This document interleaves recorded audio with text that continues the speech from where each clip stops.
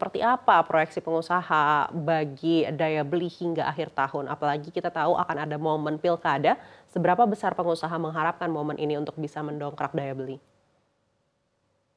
Terima kasih, Aneka. Aneka, saya ulangi ya, pertanyaan soal pilkada untuk menaikkan daya beli ya, karena tadi Betul, sempat betul. terputus, mohon maaf. Betul sekali Pak Budi, silakan. Ya, jadi kami sangat tergantung dengan eh, atraksi atau event-event yang sifatnya mendatangkan traffic. Jadi kalau ada pilkada ini kami sangat senang sekali karena pasti akan ada orang yang harus keluar rumah dan kami harapkan nanti ini akan ada uang berputar, orang yang berputar juga trafficnya termasuk pembelian untuk makanan atau atribut-atribut kampanye. Nah, ini akan menggerakkan ekonomi karena nanti prinsipnya perdagangan dalam negeri, uang beredar di dalam negeri harus dipertahankan. Dengan adanya pilkada ini akan timbul daya beli baru karena ada order-order yang masuk ke mana-mana dan itu akan kembali ujungnya ke sektor retail. Sektor retail selalu akan mendukung termasuk tadi kelas menengah bawah dengan bantuan-bantuan pemerintah. Nah, mungkin pilkada ini bisa kelas menengah mendapatkan pemasukan-pemasukan 5 tahun sekali, ini akan menggerakkan ekonomi. Demikian. Baik, tapi kalau kita berkaca pada momen Pilpres kemarin saja ini kan sebenarnya di bawah ekspektasi begitu untuk bisa menggelorakan lagi roda perekonomian begitu. Anda sendiri melihat pilkada ini nantinya akan seperti apa, Pak Budi?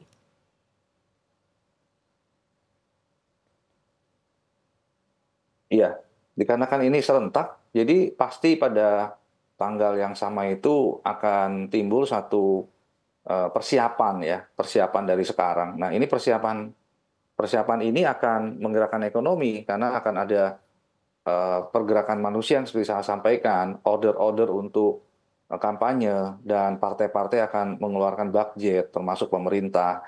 Nah, ini uang yang beredar itu kan ke dalam negeri. Nah, ini yang kita harapkan sebenarnya kuncinya peredaran di Indonesia ini adalah sektor konsumsi domestik, uang yang beredar di dalam negeri itu harus kita maksimalkan, optimalkan untuk mengisi kembali mungkin dalam beberapa bulan ini yang sempat sepi itu bisa kembali ramai.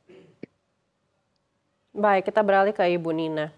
Ya, Ibu Nina, kita lihat dari global ini sudah ada pemangkasan suku bunga, dari dalam negeri juga sudah ada pemangkasan suku bunga, dan kita menuju ke transisi pemerintahan di beberapa minggu lagi begitu. Lalu momen apa lagi yang menurut Ibu bisa dimanfaatkan dan berpotensi untuk lebih cepat lagi menggerakkan roda perekonomian? Ya, kita berharap antisipasi kepada ekspektasi inflasi ya dengan adanya pemimpin baru di bulan Oktober. Jadi itu ekspektasi inflasi itu biasanya kita masukkan dalam perkiraan untuk pertumbuhan ekonomi akhirnya gitu ya. Karena itulah yang akan membawa harapan ya. Jadi ini kita berharap proses politiknya baik-baik saja begitu ya. Artinya terpilihlah orang-orang terbaik pada tempatnya, kemudian rencananya rencana yang kredibel begitu ya. Sehingga nanti orang akan cepat berinvestasi karena yakin pemimpinnya membawa kepada kebaikan gitu ya. Nah, ini yang kita perhatikan dengan kebijakan di APBN biasanya. Apakah APBN-nya ini akan berat di mana pengeluarannya begitu ya. Jadi kita akan lihat apakah berat ke pengeluaran yang masuk ke masyarakat kelas bawah sekali, kelas menengah atau kelas atas gitu. Itu kita bisa lihat dari semacam subsidi apa yang akan disalurkan. Yang jelas kalau di bulan November nanti kan sudah dianggarkan ya di tahun anggaran ini dan nanti ke depan juga sudah terlihat di anggaran 2025. Itu yang pasti di bulan November ini adalah anggaran untuk bantuan perlindungan sosial ya. Bansos itu nanti akan mengalir deras ya, nanti diperkirakan di awal tahun juga demikian ya, mendekati proses Susenas tadi di bulan Maret gitu ya. Itu adalah berita baik untuk pertumbuhan ekonomi sebetulnya kalau ekspektasi masyarakatnya baik. Ya, jadi kita berharap terpilihlah pemimpin yang punya program realistis ya, nanti pilkadanya terpilih pemimpin baru yang baik, pemimpin nasional demikian juga terpilihlah pejabat-pejabat menteri eksekutif ya, dirjen dan seterusnya, para birokrat yang kredibel gitu. Nah, kalau ini terjadi maka ekspektasi akan kepada investasi ya secara cepat ya, dan kemudian kita harapkan pertumbuhan ekonomi akan positif dengan cepat gitu.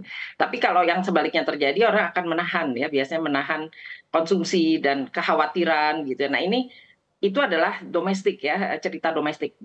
Cerita globalnya memang agak mengkhawatirkan karena kemarin ketika Menteri Pertahanan Bapak Presiden yang akan datang itu Pak Prabowo melaporkan, wah hati-hati ini mau ada perang dunia ketiga gitu. Itu berita tidak baiknya begitu ya. Artinya ada tekanan untuk hati-hatinya besar sekali gitu kan. Sementara kita di dalam negeri optimis perekonomian harusnya akan dengan pemimpin baru di tingkat pusat maupun daerah itu kan baik-baik saja gitu ya.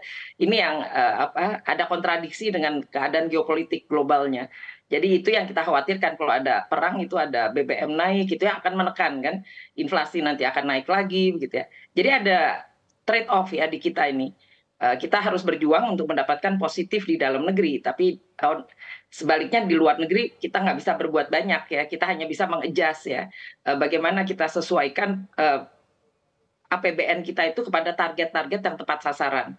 Ya, jadi evaluasi lagi kepada proyek strategis nasional yang tidak diperlukan karena kalau keadaan semakin buruk itu kan berarti pemerintah harus hati-hati menggunakan anggaran kan.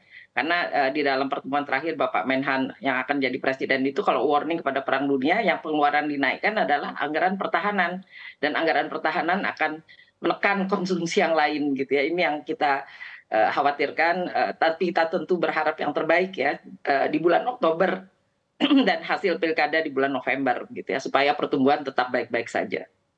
Baik, artinya apa yang harus menjadi fokus kabinet yang baru nanti untuk mungkin lebih memperkuat lagi perekonomian di dalam negeri di saat perekonomian global ini mungkin akan tertekan karena potensi adanya perang dunia ketiga?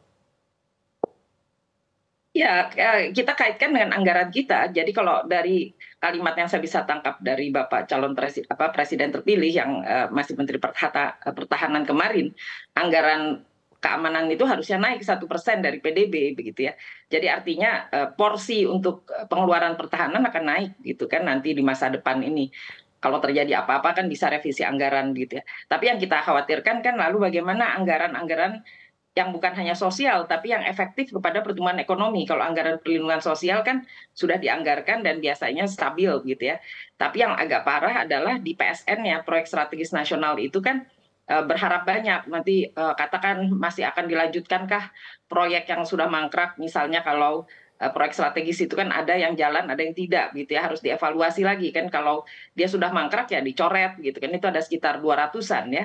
Jadi ini PR besarnya begitu kan. Kalau Anda mau naikkan anggaran di satu pihak, yang lain harus dipotong gitu kan.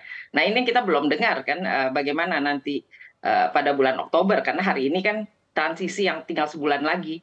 Jadi kita cuma berharap yang terbaik, jangan ada hal-hal yang luar biasa di geopolitik sehingga smooth ya peralihan kepada presiden baru dengan menteri baru dan kemudian akan ada kepala daerah yang baru melalui pilkada gitu.